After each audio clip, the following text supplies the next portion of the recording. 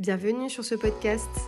Je suis Audrey, ton hôte, maman et femme césarisée et fondatrice de la start-up Wounded Women, le partenaire clé des femmes et de leurs cicatrices, dont la toute première lingerie innovante dédiée aux cicatrices du ventre.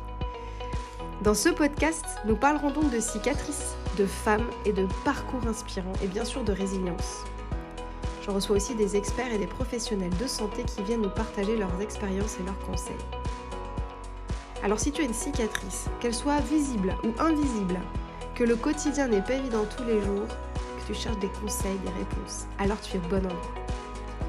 Si tu veux rencontrer d'autres femmes dans des événements extraordinaires, qui ont la même cicatrice que toi, que tu veux du fun, que tu veux avancer, alors retrouve-nous aussi sur Wounded Women officiel, sur nos réseaux Instagram, Facebook, TikTok, LinkedIn et sur notre site internet bien évidemment.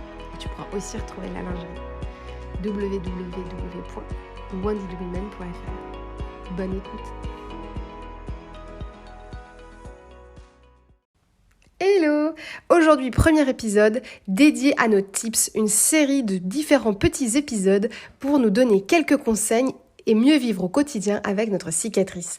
Comme vous le savez, je suis aussi une maman césarisée, créatrice de Wounded Women, le partenaire clé des femmes et de leurs cicatrices, et notamment de la première lingerie innovante dédiée aux cicatrices du ventre, que ce soit une césarienne ou une autre cicatrice.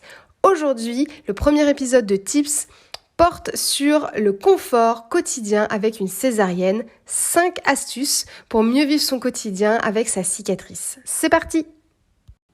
C'est parti, le premier conseil, c'est se construire un bivouac. L'objectif est de réduire au maximum tes mouvements et préserver ton ventre les premiers jours. Attention, on ne dit pas ici qu'il ne faut pas bouger, au contraire, mais il faut pouvoir préserver ton ventre les premiers temps, des étirements et des mouvements maladroits que l'on peut faire et qui nous font mal un petit peu inutilement. Tu peux par exemple monter le lit de bébé au niveau de ton lit à la maternité et le lit des parents à la maison afin d'avoir un bébé à distance des bras. C'est notamment possible à la maternité puisque tu peux modifier la hauteur de ton lit et c'est possible aussi à la maison si par exemple tu souhaites un cododo, donc les petits lits de bébé qui se rapprochent du lit du parent. Tu peux avec ça avoir différents niveaux, différentes hauteurs de lit et ça te permet d'avoir le moins d'efforts à faire quand tu attrapes ton bébé, que ce soit pour un pot à pot, le câliner ou le nourrir. Le deuxième, tu peux installer tout le matériel de change, de soins pour bébé et pour toi dans 2 petits paniers près du lit à proximité. Ça, c'est très très pratique, notamment à la maternité, entre les 3 à 5 premiers jours que tu vas passer là-bas. Comme ça, tu n'as plus qu'à attraper tout ce dont tu as besoin sans te lever.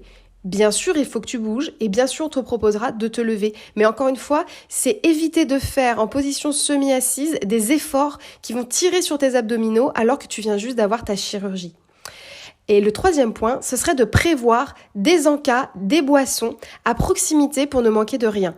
Donc, tu peux avoir dans un petit panier tout ton matériel de soins, de change pour bébé, un petit panier avec des choses pour toi, de la lecture, peut-être ton chargeur de téléphone, peut-être un livre, peut-être des carnets si tu veux écrire, en tout cas, tout ce dont tu as besoin pour toi. Et également un endroit avec des encas et une boisson pour pouvoir, encore une fois, faire le moins d'efforts possible. Je sais que, par exemple, souvent, vous êtes nombreuses et moi ça m'est arrivé aussi de me faire en fait des douleurs sur les côtés à force de faire la rotation pour attraper des choses et puis même si tu es mal assise tu vas faire un effort et l'idée c'est de te préserver au maximum. Voilà pour ce premier tip, ce qui est de se construire un vrai bivouac et de réduire au maximum les efforts pour préserver ta cicatrice toute fraîche. La deuxième astuce c'est de faire confiance pour les soins. Le premier point, c'est la première douche. Tu peux demander une chaise pour t'asseoir, pour te laver à la maternité. Souvent, les cabines de douche sont assez grandes et il est plus confortable souvent de se mettre assise, pour éviter un malaise ou pour être plus à l'aise, sauf si bien sûr tu es à l'aise debout, mais en tout cas, tu peux se demander une chaise pour t'asseoir. Et le pansement mouillé sera beaucoup plus facile à enlever une fois mouillé justement grâce à ta douche. C'est souvent un moment difficile, mais tu peux le faire. Et puis c'est aussi important, après cette douche, que tu puisses regarder ta cicatrice, que tu puisses la voir dans un miroir. C'est vraiment important que tu puisses reconnecter avec ton corps. Le deuxième point, c'est prendre régulièrement les médicaments qu'on te propose pour soulager les douleurs, même quand on ne ressent pas encore ces douleurs et les inconforts digestifs. Au départ, tu vas penser qu'ils sont inutiles parce que tu te sens bien. Juste après le bloc, souvent, on ne ressent pas les douleurs. Ça arrive dans les heures qui suivent, voire la journée ou le soir, enfin...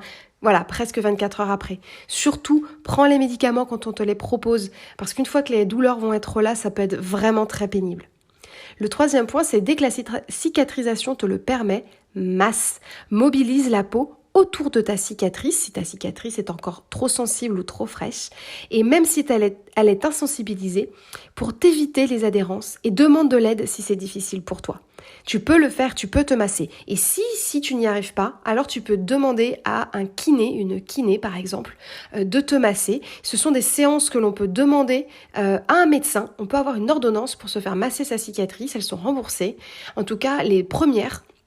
Donc vraiment, n'hésite pas si jamais c'est difficile pour toi et je dirais même, fais-le toi et fais-le aussi avec un professionnel. Ça permettra à ta cicatrice tout de suite d'être mobilisée, d'éviter au tissu d'adhérer et puis toi, ça te reconnectera avec cette zone et ça te permettra aussi de reconnecter ce corps et cet esprit qui se sont un petit peu dissociés au moment de cette césarienne.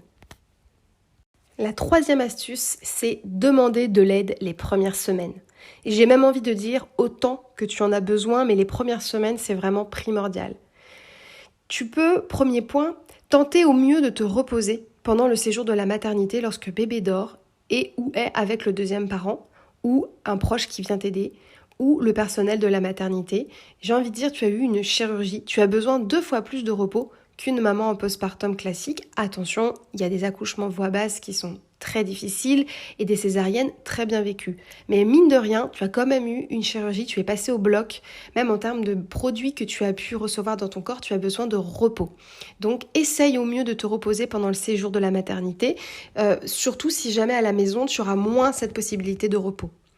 2, anticipe le retour à la maison pour limiter ta logistique et les visites, pour avoir de l'aide de tes proches, pour s'occuper des autres enfants si tu en as, de ton petit bébé qui vient de naître, et puis le ménage, les repas, etc.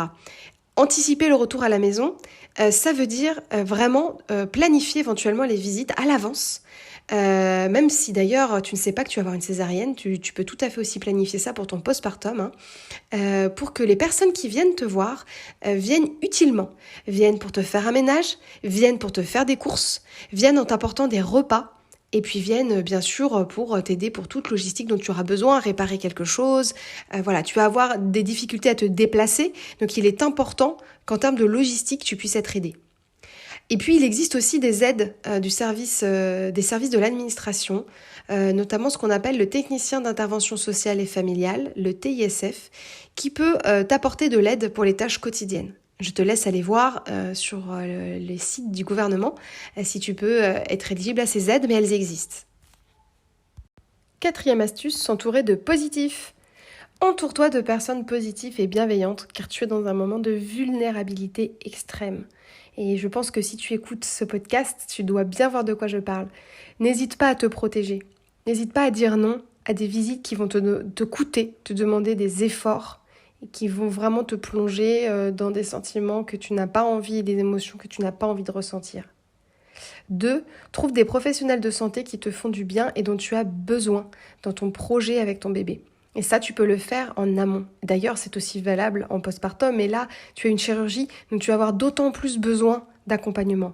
Sage-femme, gynécologue, conseillère en lactation, ostéopathe, sophrologue, chiropracteur, doula, kiné, naturopathe, psychologue, hypnothérapeute, coach en périnatalité, PMI, conseillère en portage et encore bien d'autres, évidemment, autres thérapies, autres médecins que tu peux consulter si tu en as besoin. Si le feeling ne passe pas avec l'un d'entre eux, change. Ne t'impose rien qui te prend de l'énergie. Encore une fois, tu es en postpartum et tu as eu une chirurgie et tu as un bébé à t'occuper, peut-être même 2, si tu as eu des jumeaux.